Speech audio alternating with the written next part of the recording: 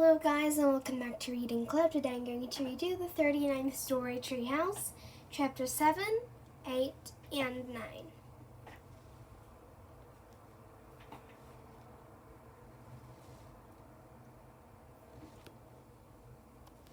Chapter 7.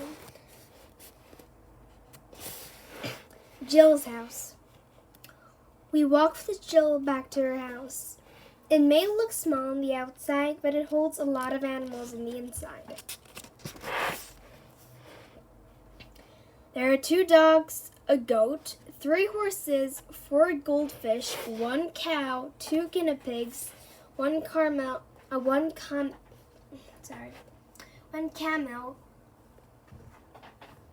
donkey, 13 flying cats, and 36 rabbits. Count them if you don't believe me. I thought you only had 6 rabbits, I say. I did, says Jill, but you know what rabbits are like? Yeah, says Terry dreamily. They're soft and cuddly and they bring you chocolate eggs at Easter. That's not quite what I mean, says Jill. Terry frowned. What do you mean? I'll tell you about rabbits later, Terry, I say.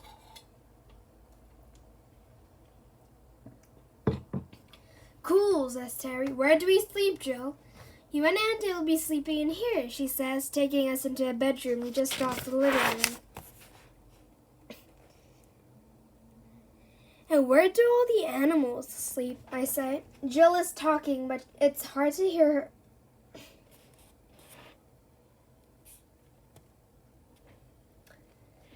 And where do all the animals sleep, I say. Jill is talking, but it's hard to hear her over the noise coming from the living room. Bash, bite, chomp. Excuse me, she says. I'd better go and see what's wrong. She goes back into the living room. Terry and I watch through the door. What's going on in here, says Jill. The animals all freeze. One of the horses raises its front legs. Yes, Curly, says Jill. Nah, says Curly. Nah, nah, nah. A butterfly, says Jill, translating. A butterfly flew in through the window while you were playing cards with Larry and Mo. Larry looked at the butterfly, and while he was distracted, you saw Mo peek at Larry's cards. So you told Larry, and Larry got cross and kicked Mo off his chair, and Mo landed on Pat, who was reading to Bill and Pill, and Pat's head jerked up, flipping Bill and Pill into the air, and Bill landed on the bench and knocked the goldfish bowl, which fell onto Fluffy's head, making her look like an alien, which scared Lumpy and Leica.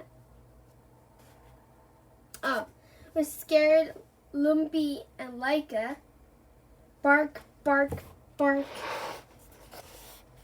And they barked so loudly they frightened Pink and Mr. Hee-Haw, so they stampeded and crashed head-on into one another, and then fell into the rabbit's wooden block tower, which made the blocks go all over the floor. Full stop. The end. Curly finishes his story and Jill laughs and shakes her head. Oh, you silly things, she giggles. I think the real problem here is that it's dinner time and you're all hungry. Am I right? At the mention of the word dinner, the animals get very excited. So does Terry. What are you having? He says. Well, it depends on what sort of animals you are, says Jill.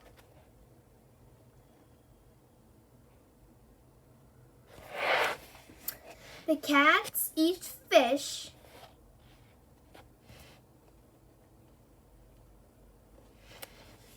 The dogs eat bones. The horses eat hay.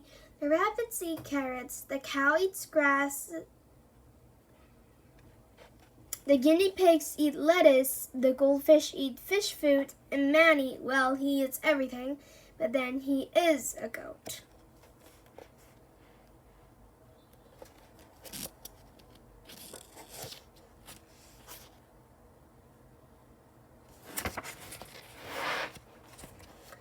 I'm a human, says Terry, and I like to eat marshmallows. Me too, I say. In fact, I'm on a marshmallow-only diet. I'm sorry, says Jill, but we don't have any marshmallows. They're not good for the animals' teeth, but feel free to help yourself to any of our other food. I look at Terry. He looks at me. We may not be able to understand animals like Jill can, but we can understand each other, and what we are both thinking is, I don't like any of those food, especially not grass. Mind you, in the end, it doesn't really matter because once Jill bangs the dinner gong, we can't even get near the table. The food is gone in about 30 seconds flat.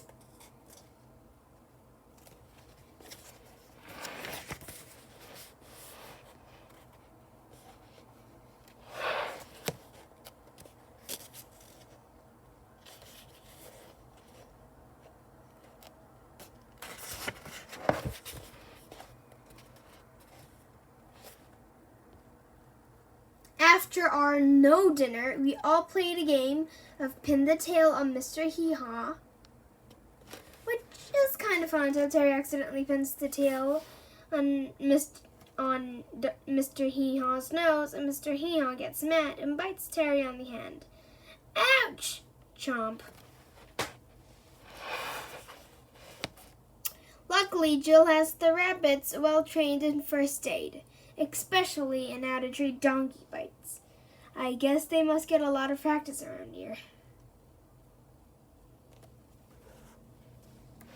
After Jill had read us and all the animals a bedtime story, Terry and I say goodnight and go to bed. Oh well, sighs Terry as we turn out the light. I'm a little bit hungry and my hand is sore, but at least the bed is nice and big. And it is too, but then the door opens and the animals all pile into the bed with us. Hey, get out of here, says Terry. Go and sleep in your own bed. The animals make no notice of him. I think this is their bed, I say. That's what Jill was telling us earlier, but I couldn't hear her properly. I don't know if you ever tried to sleep in a bed full of animals, but I sure won't recommend it. The horses have galloping dreams. The rabbits play hide and seek in the blankets. The dogs sleepwalk. And the goldfish play punk rock all night long. I don't know how, but their bolin's up in the bed with us as well.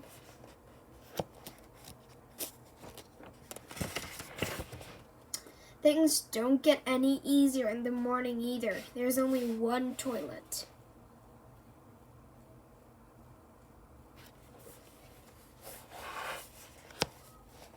One shower.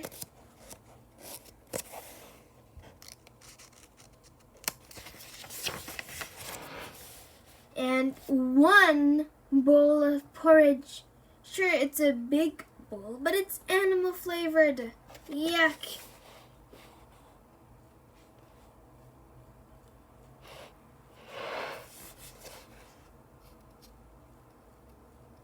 You know, says Terry, I like Jill's house, but there's no place quite like it. You're right about that, I say, and I really miss the treehouse. So do I, says Terry. I wish I never invented this stupid Once Upon a Time machine. Yeah, me too, I say. If only you were as good at uninventing things as you were at inventing them.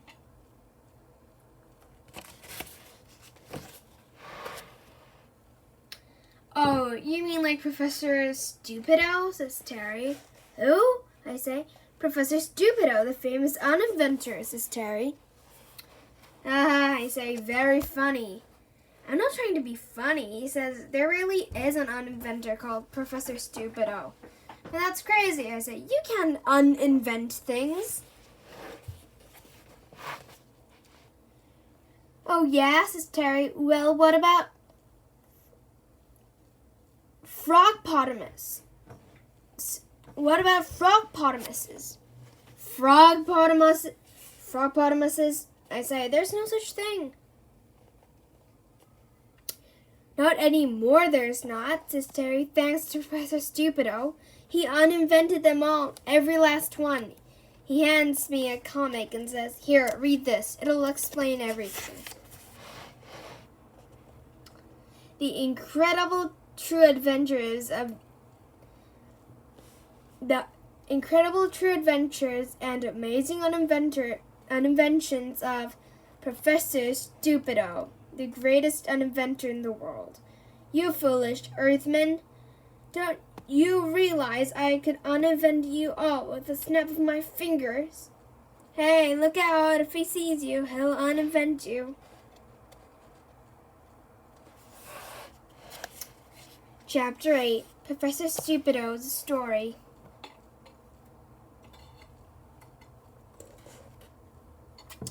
Professor Stupido, the world-famous uninventor, first discovered his powers of uninvention as a young boy when his wind-up toy robot refused to play with him one day.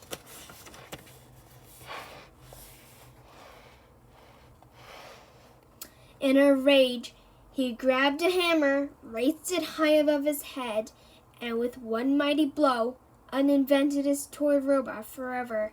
You are a rotten, wind-up toy. You whir and click and stammer. I hereby uninvent you with the help of my dad's hammer. Not long after uninventing his toy robot, it discovered he could also uninvent boring books. Your plot is boring and your character is dry. I hereby uninvent you via the fire. As Professor Stupido grew older, he became capable of ever more dazzling feats of uninvention. One day, while out walking in the park, he saw a hot ice cream seller, and thought a hot ice cream would be just the thing to warm him up. Hot ice cream, get your hot ice cream, hottest ice cream in town. Just what I needed.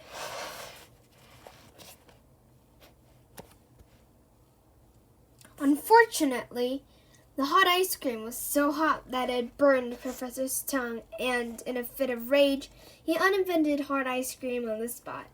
You burnt my tongue and made me scream. I uninvent you hot ice cream. While the professor was happy with his latest uninvention, however, many hot ice cream lovers were not. My ice cream is freezing cold. I hate you, Professor Stupido.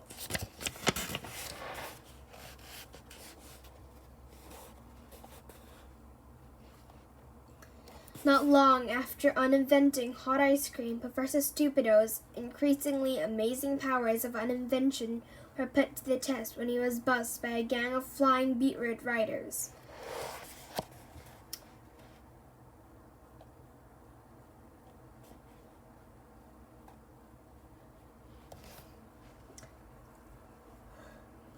Blast and comfort these flying beetroots, said Professor Stupido.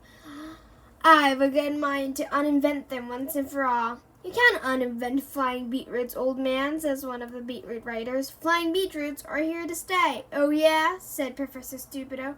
We'll see about that.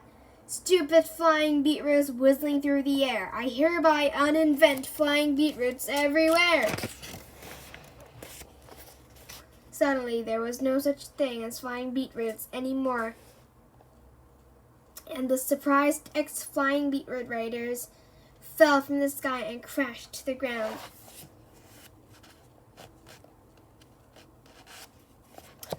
Professor Stupido had successfully uninvented flying beetroots, but unfortunately the world was now full of bruised and angry ex-flying beetroot riders. We hate you, Professor Stupido.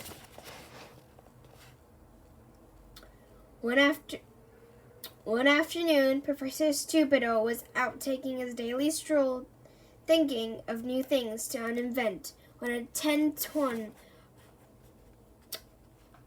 frogpotamus jumped out of a tree and attached itself to his head.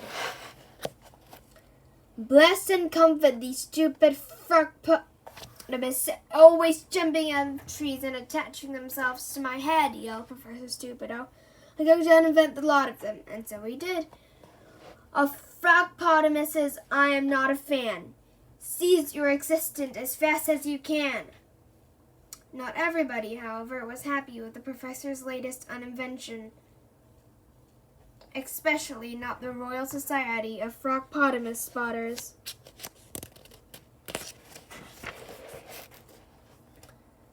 Uh-oh, what have you done? Yelled the president of the Royal Society of Frogpotamus Spotters. I've uninvented frogpotamuses, that's what, said Professor Stupido. Thanks to me, nobody will have their head swallowed by a frogpotamus ever again. And you have made them extinct, said the president. What will we frogpotamus spotters spot now? Unfortunately for Professor Stupido, it wasn't only frogpotamus spotters, flying beetroot riders, and hot ice cream fans who failed to appreciate his genius. Soon the whole world was united against him and made its inventions. Where did my talking pineapple go? And what about snake dogs? Where did they go? And walking cars. I miss smelly visions. And my edible bed. Bring back vegetable airplanes. And chocolate pillows, yum, custard gloves, electric cheese toasting coats, disposable ground mass. Finally, the people of Earth had a big meeting and voted to uninvent Professor Stupido. They picked him up, tied him to a rocket. Good riddance. You fools, is that a flying beetroot? No, there's no such thing as a flying beetroot anymore. And blasted him to the dark side of the moon, where he wouldn't be able to annoy them with his stupid inventions ever again. The end. Chapter 9, The Dark Side of the Moon. See, says Terry, what did I tell you? There is such a thing called an uninventor, and Professor Stupido is the best uninventor in the world. Yes, I say, but I can see that. But the only problem is he's not in the world. He's on the dark side of the moon. How would he even get in touch with him? Easy, says Terry. We get a rocket, fly to the moon, and find him and bring him back. Well, it could be easier or more simple than that. Well, nothing, I say, except for the fact that we don't have a rocket. No, not at the moment, says Terry, but I can draw one. How are you going to do that? I say, your drawing hand is all bandaged up, remember? Oh, yeah, says Terry, I forgot. I guess I could try, I say. I don't think that's such a good idea, Andy, says Terry. You can't draw, remember? Not as well as you do. Not as well as you, no, but I think I could draw a rocket. I mean, how hard can it be to draw a rectangle with triangle on the top? Watch this.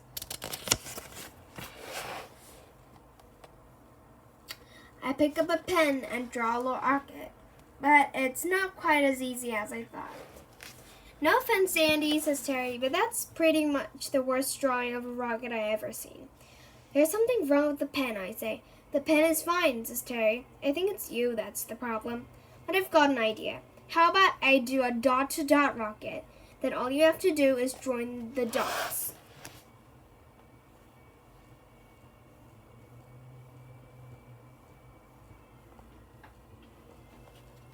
I don't know, I say. I'm not very good at dot-to-dot pictures. They're really hard. Don't worry, says Terry. I'll make it really easy for you. Terry takes the pen with his good hand and starts dotting the air in front of us. There's your dot, Andy, he says when he's finished. Now all you have to do is join them in. Good luck. He hands me the pen. I start connecting the dots. It doesn't look much like a rocket to me, I say, as I join the last dot. That's because you didn't do it right, says Terry. Rub it out and have another go.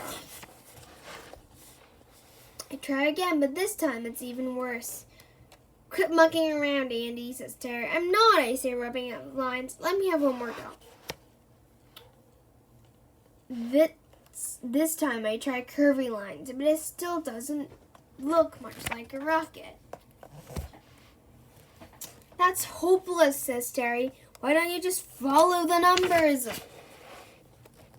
I say, you know how I can't really draw? Yes. Well, I can't really count either. You can't count, says Terry. Well, I count a little bit, I say, just not in the right order. I had a very bad teacher. Andy's very bad teacher. Numbers. 1, 2, 6, 9, 8, 3, 0, 4, 7, 5. Wow, says Terry. I see what you mean. How about I help you count? I'll say the numbers, and all you have to do is draw the lines, straight lines between the dots. I don't know, I say. That sounds kind of complicated. You can do it, Andy, says Terry. I'll start you off. 1, I say, putting the tip of the pencil of the dot next to the number 1. 2, says Terry. 2, I said, drawing a line from dot number 1 to dot number 2. 3, I said, it's Terry. 3, I said, drawing a line from dot number 2 to dot number 3. That's it, Andy, says Terry. You're really getting the hang of it. Let's keep going. 4. 47 dots later, we had a surprisingly well-drawn dot-to-dot rocket. Wow, I did it, I say. I joined the dots. I'm a genius. I knew you could do it, says Terry. Now all we need is some windows, and we're good to go. I draw a couple of circles on the rocket. How's that, I say. They'll do nicely, says Terry. Start the countdown, Andy.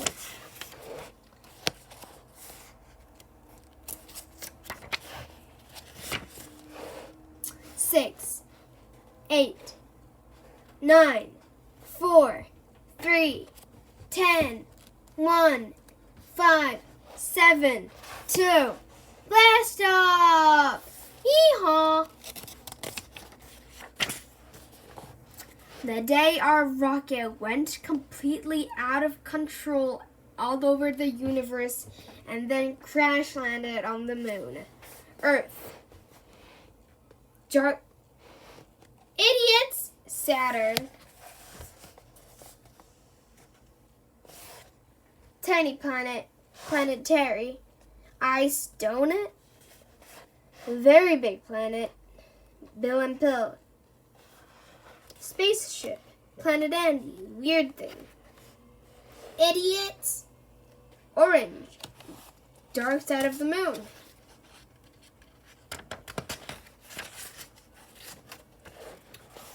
As you may have noticed, our dot-to-dot rocket goes completely out of control and flies all over the universe and then crash lands on the moon. I wonder which side of the moon we are on, says Terry. Well, I say, judging by the position of the stars and the relative lack of light, I say we're on the dark side. Well, says Terry, you may not be very good at drawing or counting, but you sure know your way around the universe, Andy. Not really, I say, but I am quite good at reading, and that sign over there says, the dark side of the moon. Population, 1. Brilliant, says Terry, and isn't the Professor Stupido heading this way? I think you're right, I say, but he doesn't look too happy to see us. Who are you? Yells Professor Stupido, and what are these numbers and dots doing all over my nice clean moon? Sorry about that, I say. I'm Andy, and this is my friend Terry, and the numbers and dots were the remains of our dot-to-dot rocket. We had a bit of a rough landing, but don't worry, we'll clean it all up. Well, see that you do, said Professor Stupido. I don't like mess or uninvited visitors. In fact, I've got in mind to uninvent the pair of you. No, wait, says Terry. Please don't. Give me one good reason why I shouldn't, says Professor Stupido. Because we're your biggest fans, says Terry. You are, he says. I thought everybody on Earth hated me. Not us, says Terry. We think you're the greatest inventor who ever lived. Oh, I don't know about that, says Professor Stupido. Yes, you are, says Terry. You're a genius. Well, yes, I suppose you're right, says the professor. I mean, any bozo can invent things, but it takes real skill to uninvent them. Exactly, says Terry, and that's why we're here. We need to ask you a huge favor. And what might that be, says Professor Stupido. Terry takes a deep breath. Can you come to our treehouse and uninvent a machine for us? Not on your life, says Professor Stupido. I'm not going back to Earth. Those arrogant fools down there don't appreciate my genius. They strapped me to a giant firework and set me on a one-way ride to the dark side of the moon. Yes, we know, says Terry, but this is different because we're asking you to uninvent something. Please, you're the only one who can help us. I don't know, says Professor Stupido. Please, I say, pretty please, says Terry. Pretty please with sugar on top, I add. Pretty please with sugar and a marshmallow on top, says Terry. Says Professor Stupido. Marshmallows, you say? Yes, says Terry. We got a marshmallow machine that follows you around.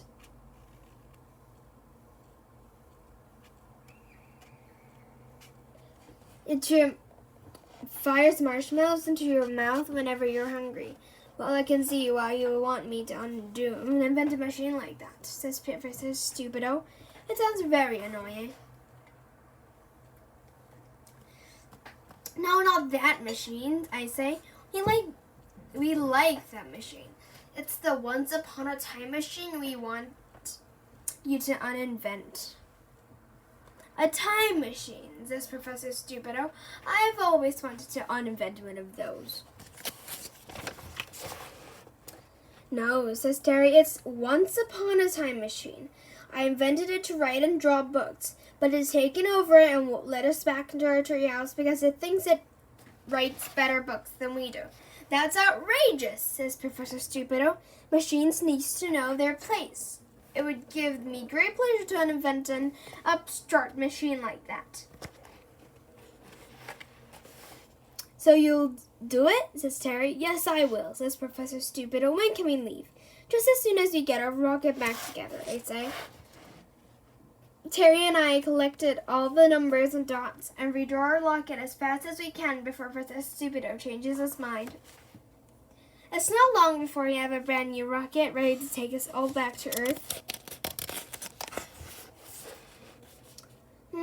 Dot rocket, eh? Says Professor Stupido, walking all around it. What an ingenious combination of dots, numbers, and pen lines. It would be both a great challenge and honor to uninvent such a thing as an imaginatively invention. No, we need to get back to Earth.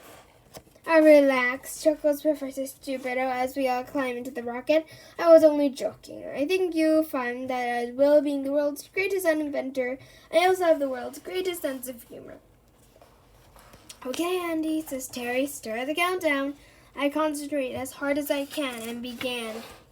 10, 9, 8, 3, 6, 2, 7, 1, 44, 5.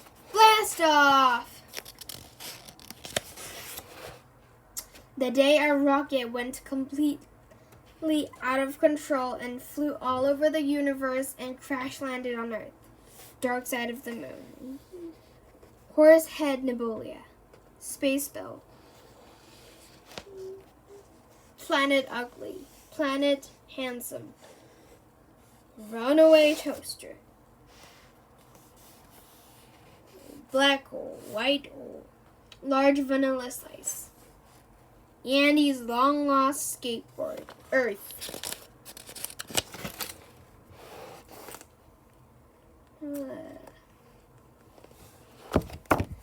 If you like this channel, please subscribe reading club. Thanks.